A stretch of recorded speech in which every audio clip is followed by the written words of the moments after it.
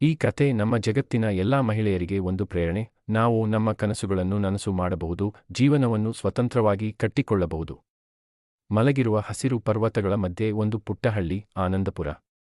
ಈ ಹಳ್ಳಿ ಶುದ್ಧ ಗಾಳಿ, ಹರಿಯುವ ನದಿಗಳು ಹಾಗೂ ಅಲ್ಲಿ ವಾಸಿಸುವ ಸರಳ, ಪ್ರಾಮಾಣಿಕ ಜನರಿಂದ ಪ್ರಸಿದ್ಧ. ಈ ಹಳ್ಳಿಯಲ್ಲಿ ವಾಸಿಸುತ್ತಿದ್ದಳು ರಾಧಿಕಾ, ಬುದ್ಧಿವಂತಳು, ಶ್ರದ್ಧೆಗೊಳಗಾದಳು ಮತ್ತು ಅಪಾರ ಕನಸುಗಳನ್ನು ಹೊಂದಿದ್ದಳು. ಆದರೆ ಹಳ್ಳಿಯ ಸಂಸ್ಕೃತಿಯಲ್ಲಿ ಹೆಣ್ಣುಮಕ್ಕಳಿಗೆ ಸಂಕುಚಿತ ಜಗತ್ತು ಮಾತ್ರ ಅನುಮೋದಿತವಾಗಿತ್ತು. ಅವರ ಕನಸುಗಳು ಅಡುಗೆಮನೆ ಮತ್ತು ಕುಟುಂಬದ ಒಳಗೆ ಮಾತ್ರ ಸೀಮಿತವಾಗಬೇಕು ಎಂಬ ಮನೋಭಾವ ಇದ್ದು. ಈ ಸಿದ್ಧಾಂತವನ್ನು ಎಲ್ಲರೂ ಪಾಲಿಸುತ್ತಿದ್ದರು. ಆದರೆ ರಾಧಿಕಾ ಬೇರೆಯಾಗಿದ್ದಳು.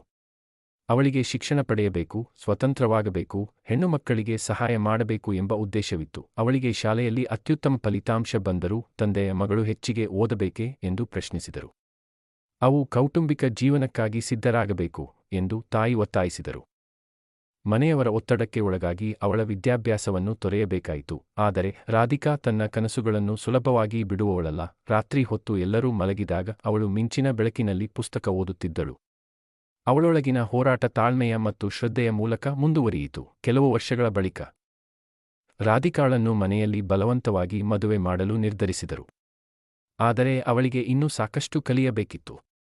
ಆತ್ಮವಿಶ್ವಾಸದೊಂದಿಗೆ ಅವಳು ತಂದೆಯ ಮುಂದೆ ನಿಂತು, ನಾನು ನನ್ನ ಜೀವನವನ್ನು ನನ್ನದೇ ಆದ ದಾರಿಗೆ ನಡೆಸುತ್ತೇನೆ ಎಂದು ಘೋಷಣೆ ಮಾಡಿತು. ಮಗಳು, ನೀನು ಏನನ್ನು ಸಾಧಿಸಬಹುದು ಎಂದು ತಂದೆ ಕೇಳಿದರು. ನಾನು ನನ್ನೇನೋ ಸಾಧಿಸಬಹುದು ಎಂಬುದನ್ನು ನೀವೇನೂ ನಿರ್ಧರಿಸುವ ಅಗತ್ಯವಿಲ್ಲ ಎಂದು ರಾಧಿಕಾ ಪ್ರತ್ಯುತ್ತರ ನೀಡಿದಳು. ಅವಳ ಶಕ್ತಿ ಮತ್ತು ಧೈರ್ಯ ಅವಳನ್ನು ಮುಂದಕ್ಕೆ ಒತ್ತಿಕೊಂಡು ಹೋಯಿತು. ಅವಳು ಕೆಲಸ ಹುಡುಕಲು ಹಳ್ಳಿ ಬಿಟ್ಟು ನಗರಕ್ಕೆ ಹೋಗಲು ನಿರ್ಧರಿಸಿದಳು.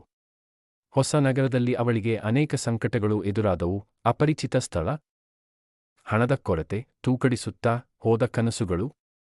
ಆದರೆ ಅವಳಿಗಿತ್ತು ಸಂಕಲ್ಪ, ಅವಳಿಗಿತ್ತು ನಂಬಿಕೆ. ಅವಳು ಒಂದು ಪುಟ್ಟ ಶಾಲೆಯಲ್ಲಿ ಮಕ್ಕಳಿಗೆ ತರಬೇತಿ ನೀಡಲು ಪ್ರಾರಂಭಿಸಿದಳು.